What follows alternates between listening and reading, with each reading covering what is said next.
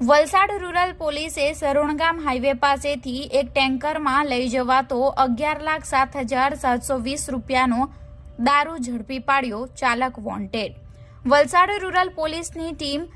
Police station હદ વિસ્તારમાં પેટ્રોલિંગમાં ફરી રહી હતી, જે દરમિયાન ખાનગી રાહે બાતમી મળી હતી કે એક ટાટા કંપનીનું ટેન્કર નંબર GJ15W7776માં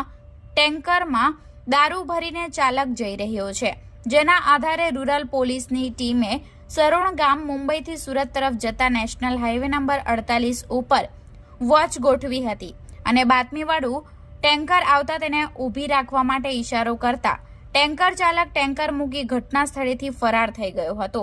ટેન્કરમાં ચેક કરતા ટેન્કરના પાછળના ભાગે આવેલી ટાંકીમાંથી 200 બોક્સ દારૂના જથ્થા સાથે મળી આવ્યા હતા।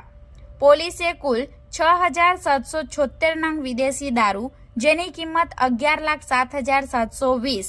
તેમજ ટેન્કરની કિંમત 10 લાખ અને એક મોબાઈલ ફોન, જેની કિંમત 5,000 મળી કુલ 21,12,720 રૂપિયાનો મુદ્દામાલ કબજે લઈ ચાલકને વોન્ટેડ જાહેર કરી રૂરલ પોલીસ સ્ટેશન ખાતે પ્રોહિબિશન અંગે ફરિયાદ દાખલ કરી છે।